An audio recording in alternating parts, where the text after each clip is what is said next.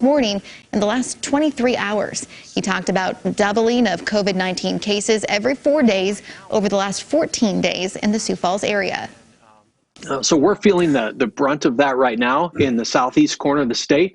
We're preparing for that surge. And we're also trying to do some enhanced mitigation strategies to try and flatten that, because right now it's not a curve, it's a spike, and we need to get on top of that.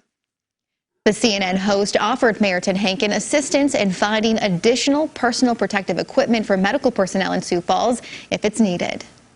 As we all know, the spread of the coronavirus has been life-changing for so many people. On tonight's Eye on Kellerland, Don Jorgensen shares the devastating impact COVID-19 has had on people, their families, and their businesses in their own words. Gymnasiums sit empty. Classrooms and hallways are dark.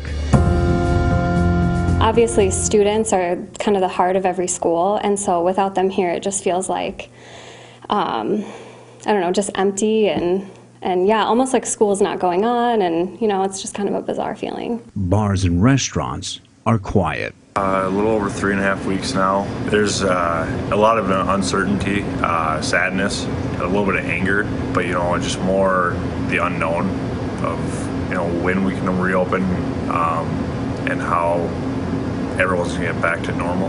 If you listen closely, you can hear the unmistakable sound of fear. My fear is that it continues to spread and more people get sick, and obviously that the number of people dying increases, and there's just, it's that it continues on for longer than we expect, and so, but hopefully, you know, that doesn't happen. It's scary, it's overwhelming, and I think, you know, if you let those scary things kind of take precedence in your mind, then it's easy to be brought down by that and to be overwhelmed. We're doing a lot of remodeling, a lot of deep cleaning, but you know, you just kind of think about what, you know, your staff, how they're doing, if they're able to keep their head above water, missing your customers, you know, everyone's kind of like a big family here, and it's just,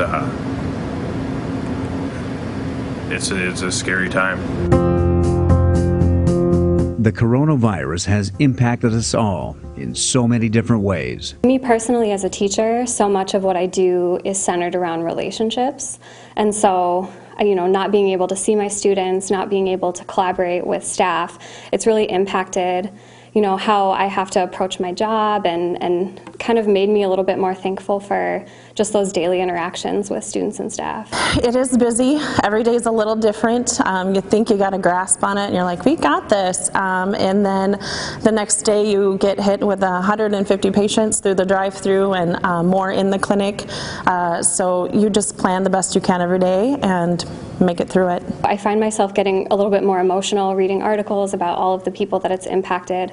You know, it's hard for me to immediately see the impact just because I don't know anyone who has dealt with it, but you just feel for all those people who have had family members get the virus and had people in their family pass away or lose their jobs. My hope is that, you know, people stay home, the social distancing works, we flatten the curve, and that sooner than later we're able to kind of go back to normal and gain a sense of normalcy, and people will maybe appreciate their daily interactions with others and be able to kind of embrace their old lives with a new perspective on kind of how they'll proceed. My hope is, you know, we get through this and you know, everyone comes back and we're stronger than ever, especially sports.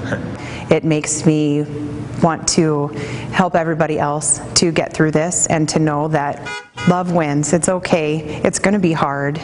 In this world, it's going to be hard, but it will get better. One step at a time, we'll get through it. With Eye on Kellerland, I'm Don Jorgensen.